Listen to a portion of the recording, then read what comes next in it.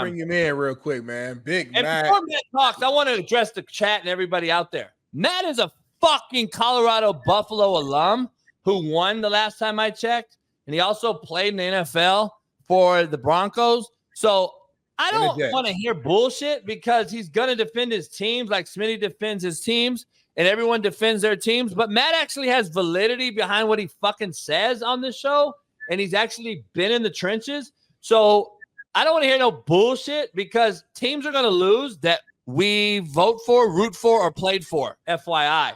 So Matt, everybody loses. Anyway, but I'm just telling you, I don't want to hear the bullshit about where's Matt at now and all the bullshit because that's what we hear anytime fucking somebody wins.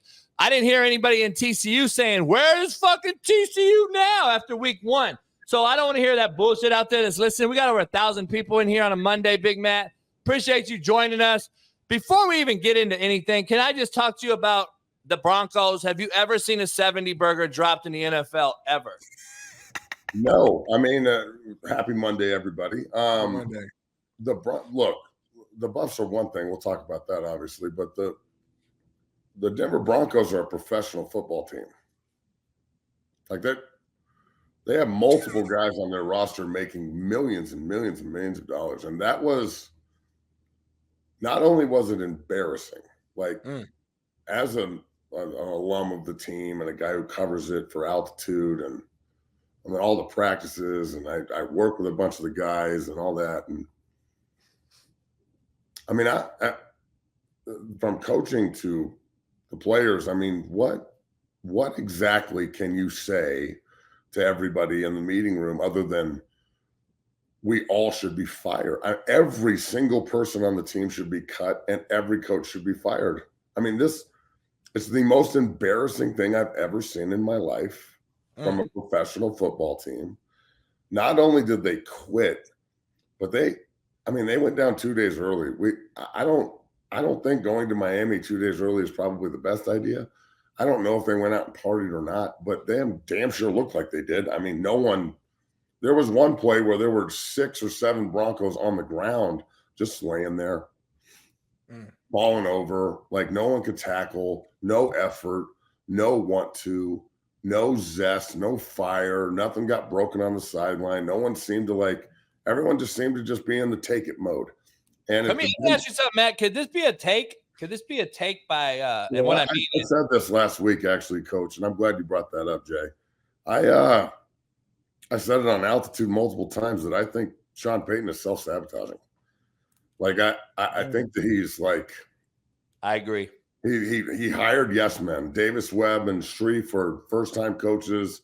Davis Webb was playing last year, and now he's a quarterback coach. Like, I'm not saying he can't coach. I don't know the man personally, but there's usually like a system. You have to climb the ladder and show that you can coach or you can do it. Zach Shreve's a great pro. He's a great player. Again, not trying to talk shit. I know everybody's super sensitive today on Monday and what do I know and all that other bullshit, which I don't care because I don't read any of the comments. So you can say whatever you want. I don't give a fuck. I don't listen to anything any fan says ever. So Zach Strief is another yes man. I feel like the staff is full of just Sean Payton yes men. And Russell Wilson isn't a real leader. He's just getting paid. He's not going to challenge the coach. He's not going to go be a quarterback and stand up for his team. He's not going to say, this is bullshit. We need to run the ball more. We need to actually have a system that's working to help us win football games.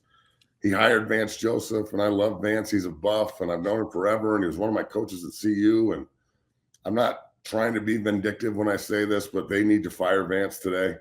And bro, if you don't, what does it say to everyone? And you just got 70 points hung on you. And the only reason they didn't break the record is because Mike McDaniel is from Aurora and went to Smoky Hill and loves the Broncos deep within his soul. And it was his first thing ever. And he always loved the team. And I'm sure there was some pain there yesterday, 1%, while he's 99% beating the shit out of these people on national TV.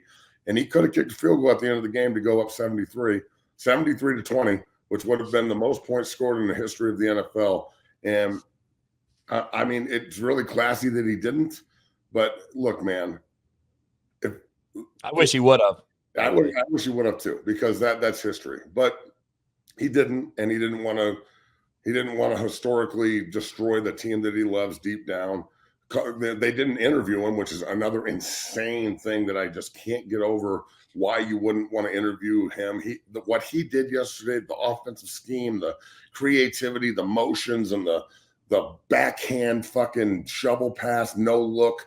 That was like a pop dime in the fucking bro. He's next level, bro. We gotta give that man his respect, right? I know JB. You know, in the past you call him a weirdo. He might be weird, but bro, he's fucking a genius up here. He might be the best offensive mind in football right now, and it is unbelievable what he's doing. Hey Matt, let's get into some brass tacks schematics for the people out here. How does an NFL coordinator in Vance Joseph not understand that, okay, if I can't have Patrick Surtain locked up on Ty Hill on the outside and they move a guy on the inside, we either A, follow him and go nickel, or B, we carry the motherfucker. But how does he get in a void over the middle of the field with no one around him the whole game? It's almost like they didn't practice. Right. Like, did they just take the entire week off and go to Florida on Friday? Did they play a pickup game against the number one offense in football? I mean, this is the first time in NFL history there's 5 passing touchdowns and 5 rushing touchdowns in one game. They had 726 total yards. They had no turnovers. They were super efficient. Tua looked like 22 of 24. Tua. Not a lot of yards. 300, but he really wasn't. It wasn't like he was. He didn't have to do anything. Over Baghdad. Yeah. Dog, they ran the ball for 350 fucking yards in one game. It was a rookie, right? Was it Devin McCain or whoever had 200? He's a rookie. Had 200 and something. The Amici kid from Amici, yeah. For like God knows how much. And then Raheem Mofert, who also can fly. You notice how everybody on that team is a track star, but also a football player. He had 4 touchdowns yesterday. I mean, dude, bro, like everybody balled on Dolphins. Everyone. Like they all got a highlight tape from that one game. The Broncos player today, and I'm not trying to say this to be mean or anything. Good God, I can't believe that the world we fucking live in. Like, I have to apologize for doing my job and criticizing a team that just got 70 points. I'm tired of it. I'm gonna do it no more. Some fucking softy sitting in his basement right now who just going to pound the keyboard. Man, fuck y'all. I'm not hard to find. I'm at 10470 South Progress Way in Parker, Colorado every motherfucking day. If you don't like what I do or what I say, come see me. That said. It's fucking done. That said. Let me finish. 70 points, all these stats looking like just the Denver Donkeys. That was not the Broncos. I don't know what that was, but men, Garrett Bowles, what he said afterwards, like, I've been here for 7 years and all I've done is lost. Well, you're part of that, Garrett. I'm sorry, but it's not just you've been here for 7 years and all we've done is lost.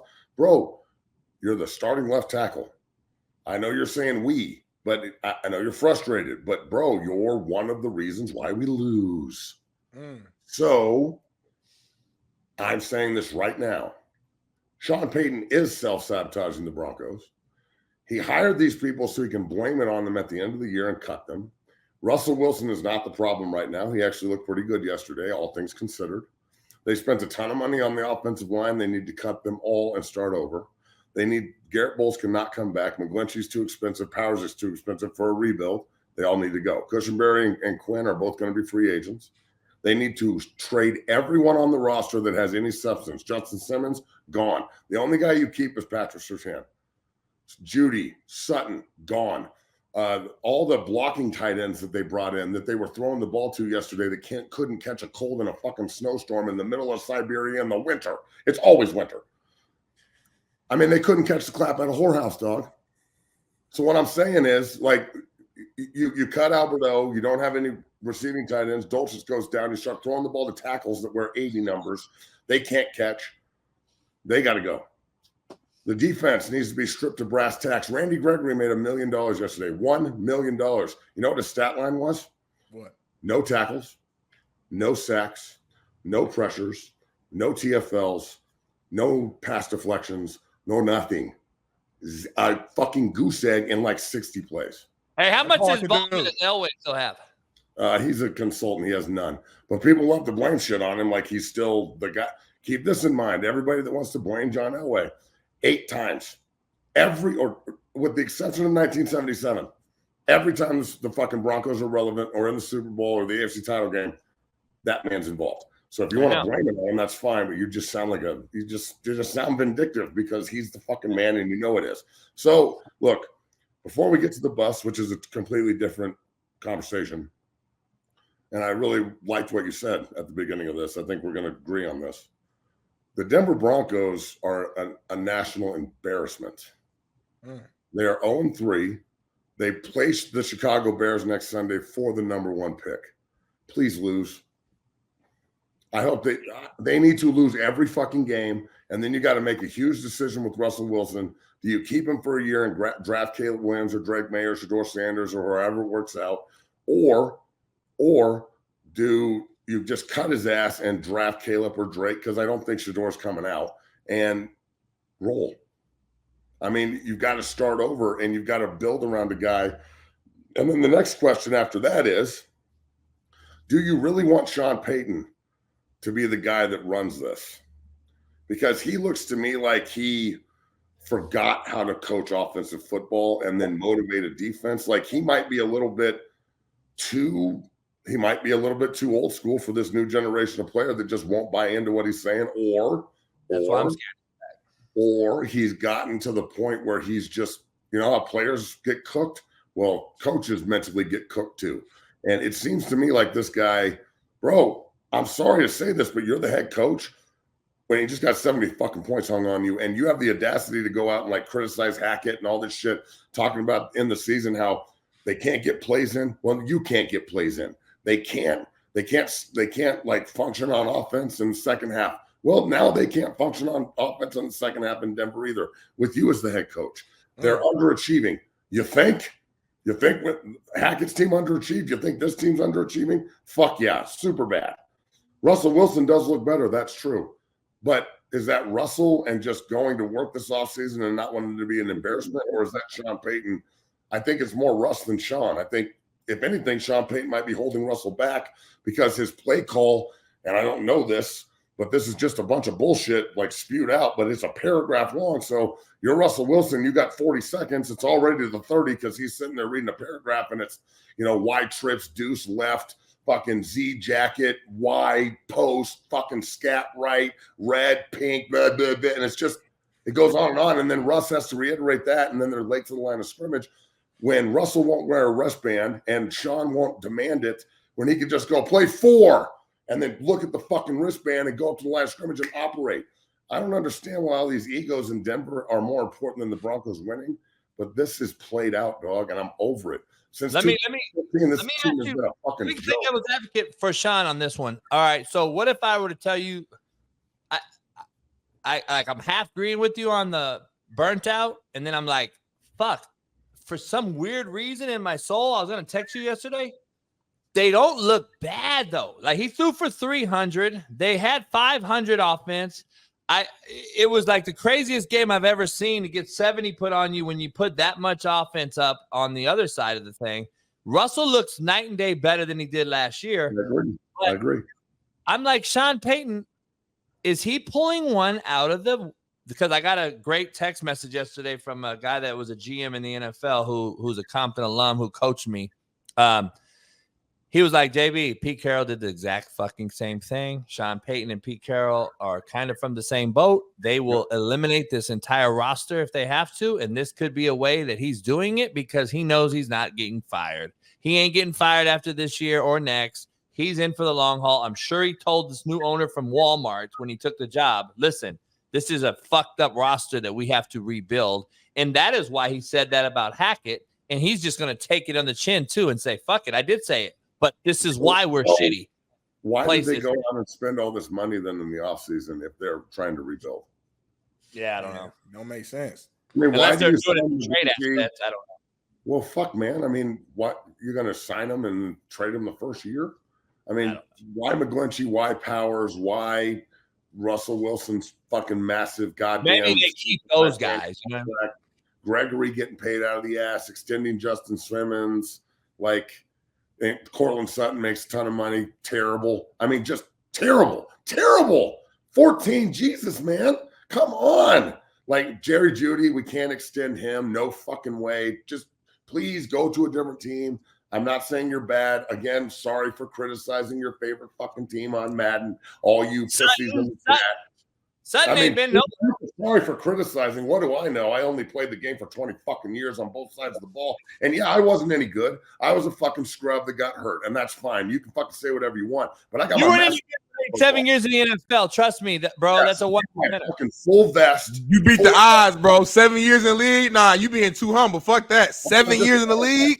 I'm just the guy that did stuff. I wanted to sniff a practice squad, motherfucker. So 7 years, you live in my dream, Matt. So fuck that. I'm just saying, bro, like this, the world has become like this portal for people that don't know what they're talking about to be on the same level as us. Right. Well, I'm not saying I know more than you. I know I do.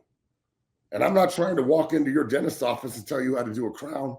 I'm not sitting there filming it like, oh, you missed a spot. No, dog. I'm in my world, and you just happen to like our world so much that you think you can criticize it because you watch it.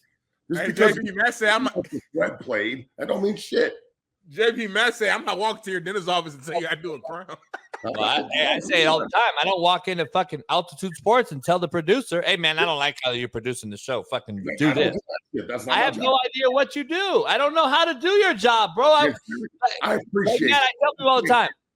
A grown man, Matt, to judge another grown man that they've never met, ever in their life, it to me is the most asinine, ignorant thing in the world to do. You guys both know this because we're all super similar backgrounds, and most football players are.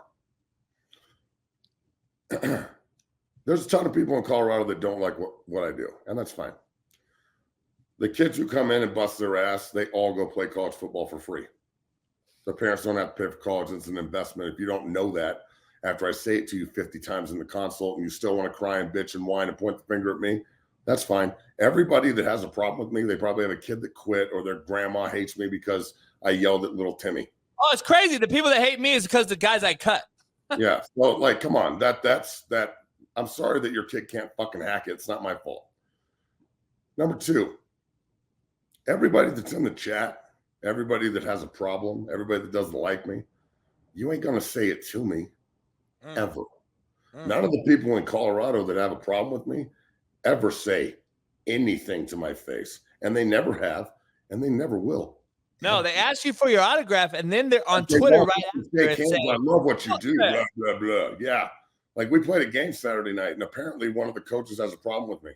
I walked straight up to him, and I was like, good job, bro. Hell of a game. Oh, I love what you do, dog, yada, yada. I thought it was a bitch. And I'll be cool. I know what you said. It's all good. I'm not trying to be confrontational, but I at the same time, I love to test people. So if I hear something, I'm going to make a point to put myself in a position to see that person at some point. And their reaction and the way like my presence intimidates them, I'm sorry that you're scared. But my presence and the way I do things and the way we do things at 6-0 and how we talk on the show and on Altitude and everything else, it's not a game or a joke. It's real. This is all real. So if you're scared, go to church because I can't help you, dog. So it goes full circle here. People that have these big boastful Twitter fingers, they're all anonymous and no one says no one's picture is their Twitter picture or anything. Like they're not really, for all I know, it's some bot in China. Like what do I care what you think? It is. Sorry to go off. I don't know. We're going to talk about this thing. So here, Matt, I'm going to give you some context. Obviously, I'm impartial to all this because I've dealt with these guys that are coaching right now for so many years on getting kids to their program, them sending me players back, me getting them back. I have a relationship with a lot of them. Dan Lanning, I've known since he was a GA. I've known him a long time. He's a guy that was a fast up-and-comer. I would argue he's probably the best recruiter in America.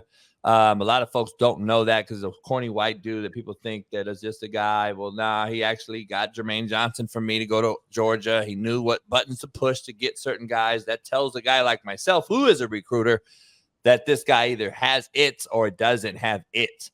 Dan has it, And I love the fact that he got his guys to buy in. And I think Matt can respect the fact that we all piss standing up. We piss standing up too. So the issue I had is like everyone that's so pro prime, which I am pro prime myself, but we have to be equals in this profession as well, because we got to have respect for some people that say, you know what, dog, this is better for the game, that motherfuckers are going to man up and talk shit too, and we're going to make it a better game. Because I do believe Deion's on the ascending side of this thing. If he stays and does this, he's going to fucking win there, contrary to belief. But so is Oregon. So is, even Jay Norville had his guys show up. So that's just my take, Matt. So go ahead and let's break down the Oregon game. Let's go into it. As a proud Colorado Buffalo, obviously, I love Coach Prime and what he's doing. To think that somehow like this isn't just something that happened that they can teach off of and get better. They got hammered. Oregon's better. It was at home. They got totally shit stomped and humbled, and that's a good thing. No one's attacking Coach Prime, you mental fucking cripples. This is football. Coach Prime gets his guys ready his way, and it works. That team was 1-11 last year. It was on the pit of hell. It was the worst football I've ever seen in my life. Now they're nationally relevant. They're recruiting 5 stars. They're 3-1. If you would have told me at the beginning of the year that they'd be 3-1 after 4 going into SC, probably ranked 25th, because I bet you that's what they are today, because they're not going to let that game not be ranked the biggest game in the week. Right. They're going to play better this weekend at home. They're going to try and figure out these problems. It's not the same team that was on the field last year, although the result was similar. It's an opportunity to go humble your football team, but not change the way you do things. They're not going to stop posting. They're going to stop being swaggy. That's what they do. Why would they change what they do just because they lost one game? And all you morons out here that are like, Dan Lanning's a dick because he motivated his team. How would you motivate your team against Colorado, everyone? You would say exactly what Dan said. I know Dan for 15 years. He is a great coach, a great man. He ain't afraid of shit. He's from Kirby Smart's side of the tracks. He knows how to recruit. He wants monsters. The Miles Purchase kid that was wearing out the left tackle, Big Tank, he's a freshman from Denver, went to Cherry Creek. Miles Purchase. Like, Dan Lanning's a real one. There was mutual respect between men there. As players and coaches, we don't sit around and we don't take it as personal as the fans do. We understand what it is. We use the motivation to spark the fire so everything burns, and you see if we can get a win. If it doesn't work, you go, okay, are we going to lose or are we going to learn? And I think Deion's on the learn path. Even when they win, they're learning. We're not losers anymore. We're learning from the adversity and losses. And that's what people don't understand. I don't care what happens in life. But if I lose everything tomorrow and I don't have a gym or a radio show or I can't come on, I don't give a fuck. I can still wake up on Wednesday. If Tuesday is the worst day of my life, tomorrow, I can still wake up Wednesday morning at 4 a.m. and know that the work ethic and the adversity that I've overcome in the past will allow me to move forward and be even more successful, because I don't sit around and cry and bitch and whine and moan and fucking type on computers when people lose. We learn. You got shit stopped in Austin. What are you going to do about it? Are you going to let the country set the narrative and say, well, they're just like last year's team? Or are you going to get SC in the gates, lock them, and see if you can go toe-to-toe with one of the best offenses in college football? Because Colorado's got one of the best offenses in college football when they are on. And it was a bad game plan. It was a bad motivation. I don't know. I can't sit here and finger point like what the problem was, other than their big guys are way better than our big guys on both sides of the line of scrimmage. And that has been a problem. And we knew that coming into the year. We already knew that. We knew that shit too. Coach Prime said, I need about 7 to 8 more dogs before we're really – he said that. After the game, he said, y'all get me now because we got them coming. And, bro, if you don't think that's true, if you think that loss deterred the country or like the base that loves this guy and Colorado, our base, and the recruits, if you think that swayed them, you're crazy. If anything, Now it's an opportunity to overcome it, show everybody that you can, play another great team that's in the top 10 in Folsom this week before you get Arizona State, which they should beat, a bye, and then Stanford. So even if, God forbid, they lose to SC, a team we've never beaten, ever. I lost to them twice in college too. It's what it is. You can sit there and talk shit as much as you want, all you fake SC fans who went to Compton Community College but throw up the deuce. So all I'm saying is, even if they lose this weekend, and even if it's ugly, like the worst case scenario, like we just saw in Oxon, which I don't think will happen. I just don't. They're going to respond. I wouldn't be surprised if Travis Hunter plays. I don't know that. I just know he's a competitor and he's young and he's spry. I was thinking that too. I'm like, man, I know he's out there like fuck. Back out. Kamorman McLean made a play the other day. Got a freshman in the game. Maybe that gives Coach Prime more confidence to put him out there. And then you got another 5-star on the field. Those guys usually can play, yada, yada, yada. Even if they drop the SC game and they're sitting at 3-2, and then they beat Arizona State and beat Stanford, they're 5-2 after 7, after being 1-11 last year and the worst college football team I've ever seen in the history of college football. To the point where I was like, I'm going to go to the game, but I know we're going to get shit stomped, and like it's just happening. And now it's night and day right now. Like, I don't know why people are so quick to jump on the bandwagon and then so quick to criticize it when something good doesn't happen. I think a lot of people were just waiting for y'all to lose. Though I mean, a lot of people like just did not like all the attention that Coach Prime and the bus has been getting. I wonder why game day, big noon. Like so as soon as y'all lost, it's like, see, there it is. I saw some lady online was like, Oregon's doing what did she say? Not Oregon's doing God's work. It was something like Oregon's doing this for all of us or something. It was like, what? Like, what do you mean? Like all of us. So let's just be real. And I'll say it. All these old white motherfuckers that have a problem with the way Dion does things. That's the problem. And as a white guy, I'm so tired of this shit. If that was Peyton Manning doing this at Tennessee, will we still get the same criticism? But let me flip it. No. Let me play devil's advocate. I gotta flip this thing. I think we do it in a disservice. Let me say that, I think we do a disservice because social media allows for it. Because of the keyboard cowards that we fucking have amongst us, we set guys up like Prime on this pedestal that he can only fall. Like he's never going to be able to be a guy that's going to, like, you know what I'm saying? He either has to be Nick Saban or he's going to be the fucking devil in all these Twitter gurus' eyes. And the problem I have is, this is why I've been going hard on social media. We need to keep it funky and talk about everyone that does this, because there's a lot of guys that do this that get zero recognition. Good friends of mine, Lance Leopold, Willie Fritz, they've turned around horrible programs. The other day, they're doing awesome. He's done what he might have. KU has been horrible for the last 10 years. Worst programs in the country. Yes, KU's. You could argue KU's worst. You could argue over the last 10 years, KU and Colorado the two worst. CU in 2016 won the South and was ranked like 9th. Yeah, not too. KU hasn't done anything since Mangino.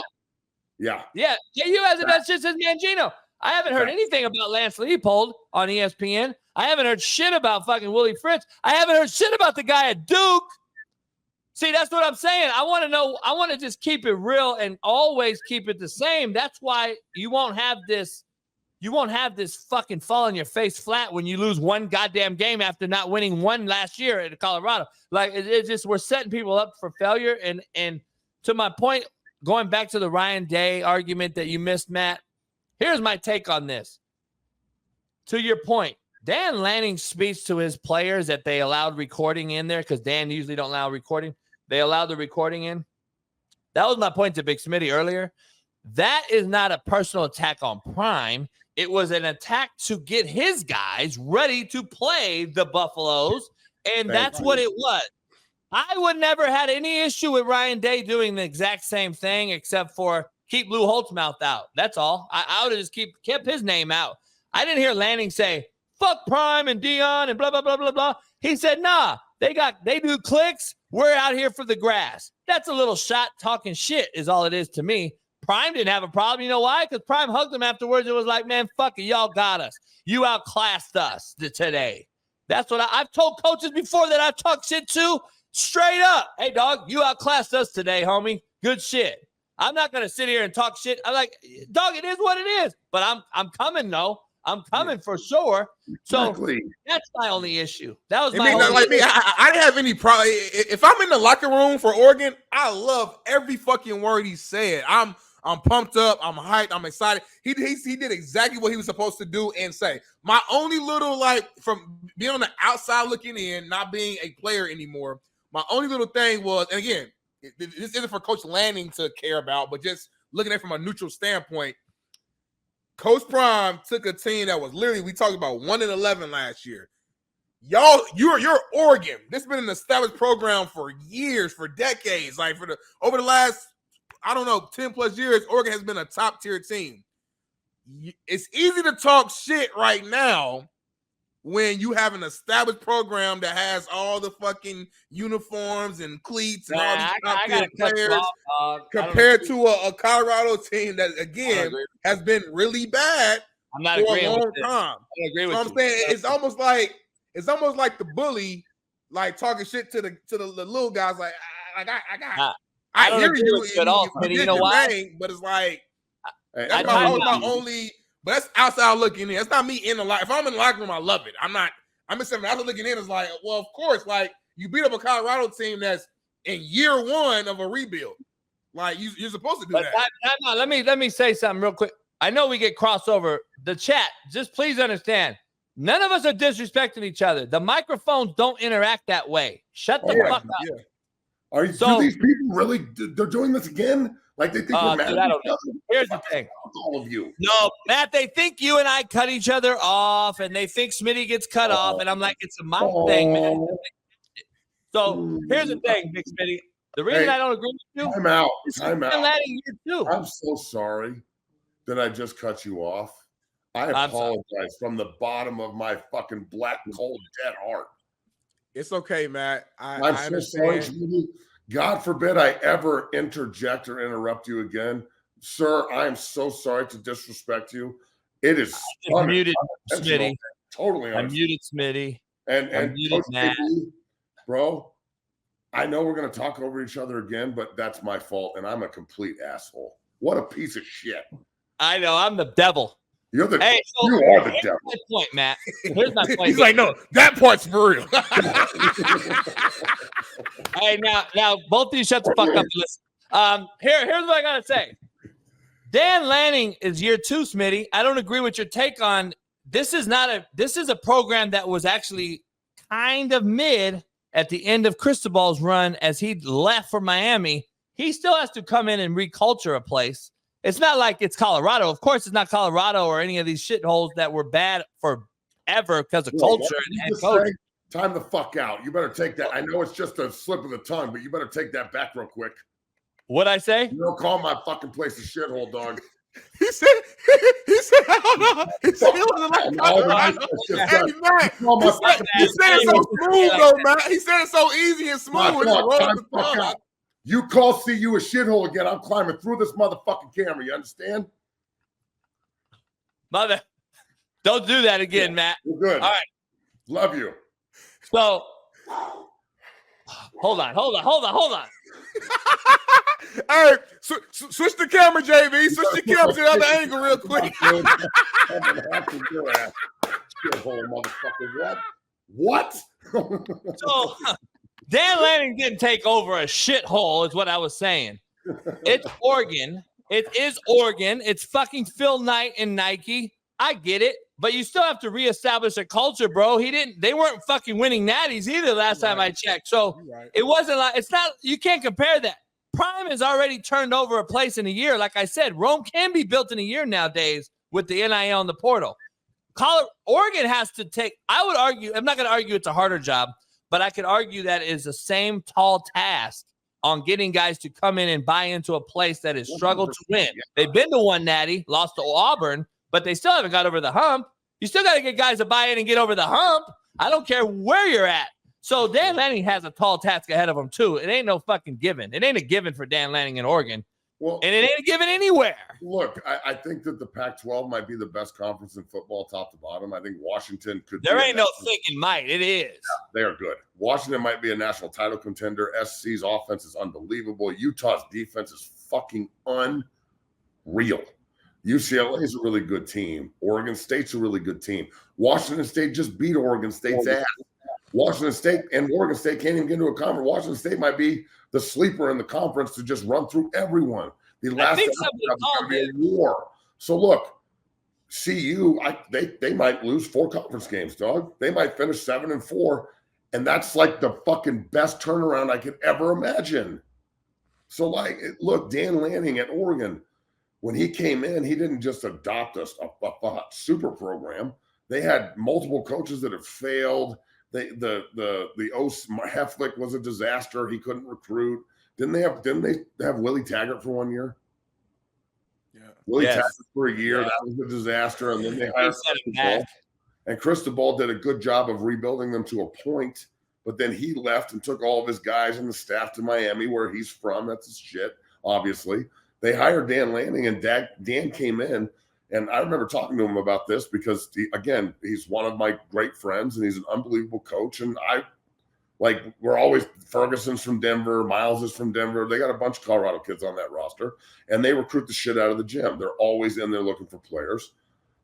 I mean, we got to get bigger. We got to get tougher. We got to get faster. We got to be able to rush passer. We need to win with defense instead of just points. And you can see the team that he wanted coming to fruition, the one that he's built. So – I think both coaches, you can look at both systems and go, CU wants to be where Oregon is. I think we have the skill players to run with Oregon. But again, if you can't protect them and you can't rush them and they're getting 12 yards of carry because we don't have a 3 technique that can disengage and make a play, and you're always on your heels, you're going to get boat raced. And honestly, I think it's the best thing that could have happened for CU. I didn't want to see them get beat down like that, but it forces everybody in the building to look at themselves in the mirror and take more accountability and work a little bit harder and take a little bit more time in the meetings. And that's a good thing. So I guarantee you, Coach Prime and his super professional staff will all sit down and approach this correctly. Somebody's got to win. Somebody's got to lose. We got humbled. How do we get better? Not this fan narrative where like the world's over because we lost one goddamn game. Dude, even if they would have beat Oregon, it wouldn't have been the end of the world for Oregon. Right. They just would have licked their chops, learned from it, and won the next game. Like, come on, folks. You've got to stop. Hey, I still got Colorado pulling off the upset against SC. I called it like weeks ago. I'm not switching up. I still believe that. Like, if that happens, is everything cool again and Prime can coach again and everything's back on that train? Like, I'm telling you right now, man. You're still gonna be talking about this game. My show that I work on at Fox is going out to Boulder this Friday to do a show live in Boulder for this game. So the hype's still going to be there. Like, Big Noon is coming against the biggest game of the weekend. Right. So it's what it is. Are you going, Smitty? Nah, just the talent and then like the top 2 producers. So I'll be working remote Friday from the crib. So, but it's still cool though. It's like you got shows flying out for your game in Boulder. That's fucking amazing. It's got to be super dope. I cannot wait. So. Yeah. I got a bunch of recruits going. My son got invited again, so we're going to go up. Leinert and his son are coming back again, so I'll reconnect with Matt again and talk some shop. But again, it's college football, and what it is has become like a pissing contest between people that watch. Hey, Matt, I got to be honest. I'm the guy that knows more about this than anybody. I've coached for 20 plus years. I have 6 bowl rings. I've won 3 Coach of the Year awards. I've sent 300 kids D1, 28 to the NFL, 8 have won a Super Bowl. I got 10 first rounders drafted. I got Jermaine Johnson balling and Tank Dell right now balling. Yesterday, dog. Tank Dell balled. But Matt, I go 2-8 my last football season. I'm the worst coach ever. Ever. People don't understand. Like, so hold on. I have the worst season of my career, and we still had 45 guys go D1, by the way, so it wasn't a lack of talent. And I'm the worst coach ever because people want to use you on Netflix as a oh, you're horrible on your last year of Netflix. Well, maybe we had a bad nucleus too, you fucks. But we're not going to talk about that. But the guy after me, Matt, just so we'll give it a little context. The show that they filmed after mine was at, I believe, Laney College in NorCal. And the coach the year before had won the California State title. On the show they filmed, he went like 4-6. And I didn't hear he was the worst coach ever. Like, oh, it's ironic that those cameras come and you go to shit real quick, don't you? So is it the coach? You just fucking forgot how to coach? So to Matt's point, if Prime goes and shocks the world, beats SC, now he's the GOAT again. It's like these social media people, it's just, I just can't wait to get off Twitter. I can't wait to make enough money to go away. I just want to go away. I hope I check my lotto ticket and I won, and then I'll call you guys from a private number, and I'll let you know that my new name is fucking Incognanjanga, and I'm from Turkey. How you spell that? How you spell that, JB? I-N, fuck you. I love hey, it. let's get to but let's go back to NFL a little bit, yeah. Another team you played for, the Jets. They're another team that looks like they're just imploding in front of our very eyes. Hey, man, you had a tough weekend, my guy. Like, I'm sorry, bro. I'm sorry, brother. Fuck. Personally, I had a great fucking weekend. Exactly. I say that too. I mean, my team. I had a lot of good weekends and bad. My team. I hate when I hear Matt's teams lost. Fucking hate Matt's teams. Matt played there. But motherfucker ain't the owner, motherfucker. He don't own the goddamn franchise. I fuck with him, but I mean. Yeah, when the Buffs lose, I don't, like, cry. I just go, what? People think you're there like this.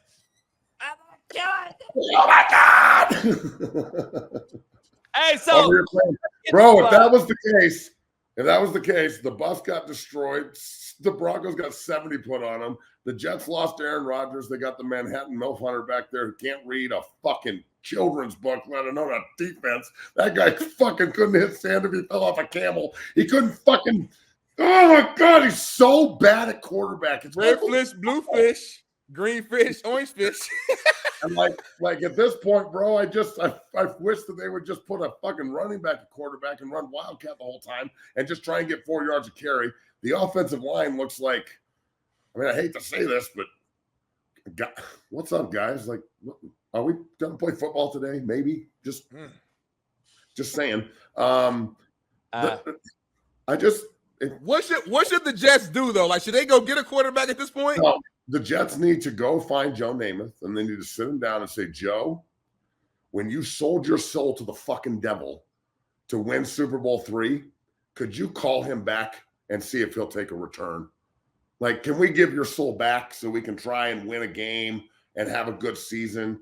Because I know that Super Bowl III was cool, but all right, let's take a hot take. I got a hot take. I want all you guys to have a hot take on this. I got a hot take. We had a fucking segment, hot take. All right, here's mine. JB's hot take, and then we'll have Matt's, and then we're gonna have Big Smitty.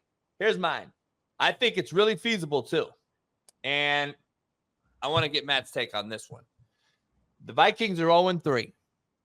Trade for Kirk Cousins today and make it happen. And the Jets have an opportunity. And I'm the only one might say it, but fuck it. That's, to me, the most feasible fix on the planet right now. Because Derek Carr may be down. Jameis Winston's probably going to have to start. That one I said last week may be out. But this one, the Vikings, I could see saying, you know what? Fuck it. Let's do something. That to me doesn't make crazy. It is not too crazy to me. I think it makes perfect sense. Please give me a rebuttal on that. The fact that they're not trying to trade for Jameis, the fact that they're not trying to go get Gardner Minshew, the fact that they're not doing that is insane. It's insane. I mean, God almighty, I'm sorry, but Zach Wilson, Luke Wilson, Owen Wilson can't play fucking quarterback. This guy couldn't play dead in the Western, dog. He's awful. He's fucking terrible. And I can't watch it anymore. They haven't beat the Patriots in like 10 years or some shit. But whatever. It was 15-10. The defense is so good, bro. They are so athletic. They just need to be supported a little bit so they can pass rush. that just please, God, Jets, please go try and trade for a quarterback that can read a children's book, let alone cover 2. I mean, Jameis Winston is just sitting in his backup. I know he's going to play now because Carr, your boy, is hurt. Right. But Gardner Minshew won a game yesterday because your boy, AR5, is not going to make it a fucking 2-year stretch in the NFL if he keeps playing like this. You better learn how to slide or throw the ball. Leave my guy out of this. Leave my guy out of this, Matt. Poor guy's going to be selling insurance here pretty soon if he doesn't. He'll be back next Sunday. I talked to him. He's going to slide next week. We talked about it. Shit. And I wouldn't play him all year. I played Minshew all year. They're really good with Minshew. They really good with AR5 too. If Gardner Minshew played for the Jets, they'd be their playoff team. So just go get him. Go trade for him. Give him whatever they want. Kiss him. Fucking spit in his ear. I don't give a shit. We want Garrett Wilson. If you want Gardner Minshew, we want Garrett Wilson. Straight up. Make it happen. Get out of here. Shut up. We got leverage. We got all the leverage. Y'all need a quarterback. Y'all need it. So it's a leverage game, baby. You want our fucking quarterback? Give us your big leverage. Goddamn leverage. You have a walking time bomb over there with AR5. You can't get rid of Minshew right now. Hey, my coach look good. If you would have made this a coach conversation, my coach look good. Top 10 defense in the league right now. Michael Pittman catching the ball in traffic. We making play. 2 of the best 1-2 linebacker tandems in the motherfucking league with EJ motherfucking Speed making plays. You better stop. Can we take up the goggles so we can talk about the Jets? Can we get back to the Jets so we can talk about your homer ass later? Boy. Can we just finish the Jet conversation? I'm going to go hard on Big Smitty later about Minshew. So we got to save that debate, Smitty. But anyway, I do like your Kirk Cousins idea. I do think it would make a lot of sense. The Vikings, I think, are going to miss the playoffs. They're 0-3. They're not looking good. They're not trending upwards. Yeah, trade for him, too. Who gives a shit? Let's just get anyone. I don't care. Well, who else is out there, Matt? Quarterback you could go get. Seriously. Why did they let Mike White go to Miami? Why? Because they knew they were getting Rodgers. I like Cooper Rush, right? Cooper Rush? I don't care if they go get Colin Kaepernick. He'll do better than this fucking guy. How about Tim Tebow? Sure, dude. All right. Dear Tim, you can't throw flex and run fullback power the whole fucking game. I bet you they go 8-9 or 9-8. Their defense is badass. But no, fucking this Manhattan MILF Hunter fucking guy who, whatever. All right, let me ask you this. Would you trade him straight up for Justin Fields? No, dude. Well, yes. That's telling. Hold on. That's yes, I would, but I won't let Justin throw the ball. So hey, there's Taylor Heineke's out there. I like a lot.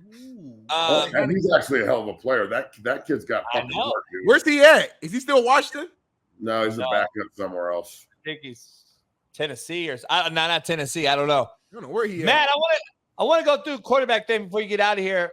Before we take a break and bring on Weddle. I gotta ask you. I want to give you my quarterback grades for the week, and then I want to ask you, quarterback wise. Let me see. Here we go. I'm gonna put on the ticker, Matt. Big Smitty. Ooh. My quarterback report card for the weekend. I got CJ Stroud at a B. He's clearly the best rookie quarterback. It's not even close. AR5 and Bryce Young did not play. I got Trevor Lawrence is wrong. I didn't fix that. I got him at a C- this week. I need to correct that. Trevor Lawrence looked bad. And I don't know why, but the Texans own the Jags, kind of like the Rams and the Niners. There's all these different teams that own some teams. I got Dak Prescott. I probably would have put him at a D. I put him at a C-. He looked atrocious. How do you let Arizona beat you, Matt, after we just discussed the Cowboys being that good? Eric Weddle brought up a good point. Is Arizona better than we think, or is Dallas frauds? Because they did beat that Giants. They really struggled with the Aaron Rodgers-less Jets that were really in the game for the most part. And then, yeah, but it was only 17-10 fourth quarter. Maybe they and then you lose to Arizona with Dobbs at quarterback. So they lost to Arizona because they probably went there 2 days early and hung out in Tucson and shit. I don't know. Like it's the NFL. They're not bad football players. Maybe Dobbs fits the system well. It's a bad game. Again, it's an opportunity to go back and say, yo, you're not as good as you think you are. You can't just show up. We've got to execute. And Dak was terrible yesterday, and it was just a bad day. I can chalk up the Cowboys to a bad day. I can't chalk up the Broncos or like what the Bears did to a bad day. Those are bad football teams. The Cowboys are excellent. They're not going undefeated. Here's an opportunity to drop a game that you should have won. But I think it'll refocus them, and they'll be fine. I mean, the defense gave up a bunch of like hole plays, which tells me that they probably didn't take Arizona very seriously because of Dobbs and everything you just said. The perception is that they're terrible. So let me ask you this. Did you hear Micah Parsons and Dak Prescott after the game? What do you think about that? What, arguing with each other? No, they said some shit to me that makes no sense. Like Weddle said, this ain't fucking college. Micah Parsons said, we went into the game, played down to our opponent. And Weddle's like, motherfucker, it's the NFL. That's fucking exactly down what to I'm our talking opponent. about. It's like college. Yeah. Like, NFL, it's a slap in the face to the Cardinals and their organization Absolutely. as well. Yep. And if you play the Cardinals again, Weddle was like, fucking, I wish the Cardinals played them again. They'd beat your ass again. Well, that's my thing is it's a teachable moment. Walk in and Mike McCarthy to a bunch of young guys in the room and go, you guys think this is fucking college? You think you can just show up because you think you're better than them? Those are professional grown-ass men on the football field. They're going to take it seriously. They're going to try and beat your ass, and they did. And now you're embarrassed, and what are you going to do about it? Like, that's what football is, everyone. Everything's great when you win, but only one team gets a ring. So everybody else, all of 31 other teams have to deal with the failure and adversity. And it either makes you or it breaks you. And that's a fucking fact. So now Cowboys have adversity. What are you going to do about it? You're going to lose again and let Arizona beat you twice? Or are you going to go respond and play well and win a football game? So the media and the fans and everyone drive this like, if everyone's the best these days and everyone's perfect and everyone's this. So when they fail, the pedestals like can't support it and they fall off and all of a sudden they suck. And you go from being the king of the hill to the bottom of the hill in 2 seconds. So that's not the way athletes and coaches think though. Honestly, most athletes and coaches ignore the fucking media and don't like social media and use it as a way to make money and really could give a shit what anyone says. That's why the majority of coaches and players during the season don't do a lot of social media stuff, majority. But it's, the social media shit has really fueled this, like, perception that this era is better than any other era and the perception that the games are better than any other games and, like, this recency bias that everybody in this era is the best just because you see everyone all the time. And, like, you can't go Google all the old games and watch how good it was. I mean, you go back and watch games in the 90s, early 2000s before they changed all the rules, and quarterbacks aren't throwing guys into fucking double coverage because they would get killed. So you can't do that. Well, now you can do it, and they just blow on them too hard, and it's a foul. But guys are still getting knocked out across the middle because the quarterbacks don't understand the difference between zone and man and sitting and running and all this other bullshit. No sight adjustments. I watched the Clemson-Florida State tape that Coach JB did this morning in the lab with all the kids. We were talking about, even the kids said, that's 3-by-2. There's 3 defenders for 2 receivers. Why aren't they pointing number 4 and sliding to him? If a high school kid can see that at 5 a.m., why can't Putman, the center, who's supposed to be a first rounder, and this quarterback? I mean, it's an underfront. Rock, Ray, the back fills the A gap. It's picked up. The middle of the field's wide ass open for a touchdown. But instead, the quarterback is locked on one guy. Safety hits him in the face. Sack, forced fumble, picks up the fumble, and runs it in for a touchdown. That's a 4-leaf clover right there, baby. That doesn't happen very often. So this game is so much mental that not only do you have to be mentally prepared for the fight you're going to get into, but you have to be mentally prepared for the chess game, not checkers. And I feel like so many guys are playing checkers these days that the media and, even us stoke the chess game. And a lot of guys are just moving one piece and drooling, where we expect them to think 5 pieces ahead and like strategize. That's what chess is. So, it's the game is becoming very, very, very, very watered down at the NFL level to me. And, it's just last night's game. the Mika Fitzpatrick roughing hit that opened up the door for them to score another touchdown. It's not roughing. That's hitting the quarterback and sacking him. And now he's going to take a lot of heat because of the choke thing. Now they're going to call him dirty and all that shit. Yeah, it's all bullshit. Like, bro, right now, if I'm a defender, I'm just going to walk up and touch him. And if I touch him, he's down. And that's the way it needs to be from now on. I'm so tired of this shit. I agree. It's making me hate football, bro. I don't even care to watch anymore because the fucking quarterback can't get hit. And he's more important than everybody else on the field. I understand from a monetary standpoint that's true. But he's just a guy. So why are my fucking head and neck and shoulders and everything else? I'm fine to run into somebody full speed because I'm a big guy. And my game hasn't changed. But all the skill athletes and the fucking quarterback, if you touch them, you're dirty, and if you hit them, you're dirty, and all this other bullshit narrative. I'm over it, dog. The NFL is losing me. I'm not watching the games anymore. I'm just kind of like, oh, there's a game on. I used to be so engaged, taking notes and charting everything, and now I'm like, oh, I wonder when the penalty is going to come that is unwarranted that ruins the fucking game, or I wonder if the guys are going to show up today or if they're going to get 70 hung on them. I mean, bro, well, this is disgusting. The National Football League has a real problem, dog. There's a massive fucking problem in the NFL right now, and they better figure this shit out. I agree with you. I got to ask you something. It's crazy that you brought that up. I want to show you something real quick. Pull it up right now. I got to show you this because it's a great segue to what you just said. So Fitzpatrick hits him like he did, and there's a penalty. And then on the other side of this hypocrisy, we call the NFL and Roger Goodell. How about this right here, though? No flag. Check this out.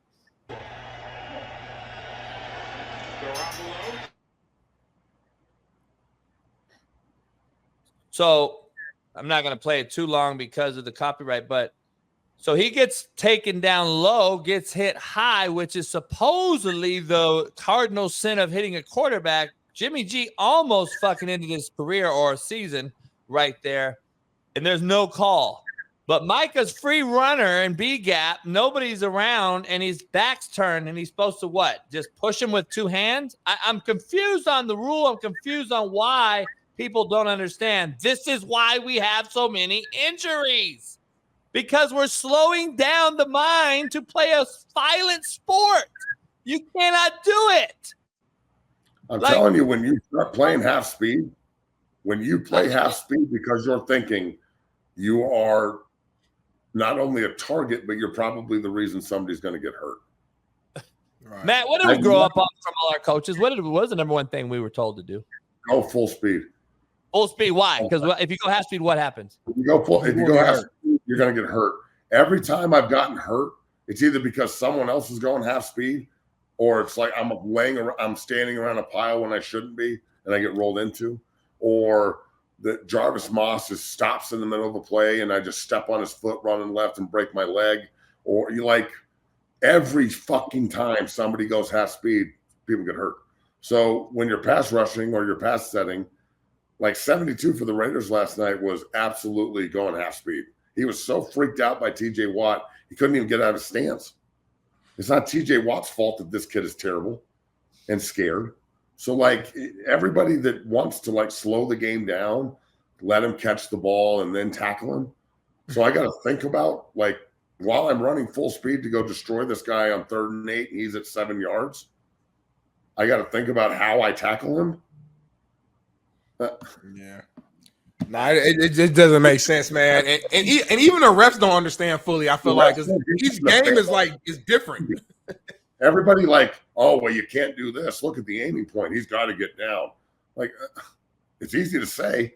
Come try and do that shit. It's super hard. I don't know. I'm sorry, but it's pretty fucking tough to go full speed, and then the other guy's going full speed, and he's reacting to what you're doing, and vice versa. And everybody's trying to get leverage, so everybody's dropping their pad level consistently. Even the ball carriers are trying to get leverage so they can strike through the man and not get struck. If you stand tall on the football field and think, you die. So it just kind of is what it is, man. I don't understand how the NFL wants the game to be as good as it could be, but then they regulate all these rules into it for the offense to have more opportunity, and now half the offenses in the NFL can't throw a fucking sight adjustment and don't know how to pass protect and can't operate like an offense. Like, it's never been easier to score points, and half the league can't score. I think that might be a big problem. So I got to go, boys.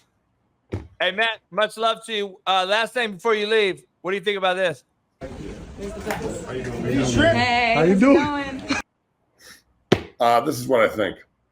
I think that Taylor Swift is a pop star, and I don't listen to her music and don't care. I have nothing disrespectful to say about her whatsoever. Good for you, Travis. But the girl, the chick that he was dating beforehand, the black girl, dog, what are you doing? Like, they were together for a long time, and there's some rumors about why they broke up and money stuff. But who knows who knows what's real and what's not. But nah, she is bad. You go from that to Taylor, like from a physical standpoint. I'm a 6'5", 330-pound man, so I like meat and dog. I don't know who that other girl is, but Jesus. And look, Taylor Swift is good looking, I guess, and whatnot, but just not to each his own, Matt. To each his own, Matt. Hey, Matt, I'm gonna tell you 750 million reasons why Taylor Swift's all right to me. And here's the thing about it. So you think she's gonna ask Travis to sign a prenup? Shit. Travis will never make 750, but I'll tell you this. Like, you think Travis is just to grow the mustache just to get in there and be like, haha, I got you, bitch, and take half her shit? Because if he did that, he would be like the world. I've talked about all this for a long time. At our age, Matt, as we get older, Matt, listen, 10 years ago, 20, 30, of course, I'm taking a sister all day, every day. That's my type of a cup of tea. But now I'm like, maybe I just want to wake up one day and have 500 million. Fuck it. Well, I jack off to her picture still, Matt. Don't get it twisted. Yes. I love this fucking show, dude. I jack off to her. Do you Chicago backhand it? Chicago backhand? Yeah, that's what Justin Fields does. Chicago backhand. When he gets under center, that's why he can't get an under center snap, because he tries to Chicago backhand at the center, and that's why there's no. I gotta go. Matt, hey, have a good one, man. Are you gonna be on altitude tonight or today? 10 to noon, baby. 10 to noon. Y'all know where to find him, man. Big Matt, baby. The Bucks gonna bounce back. Upset against SC. I called it here first, baby. I'll take it, baby. I'll take it all day. Peace. Later. Chicago backhand.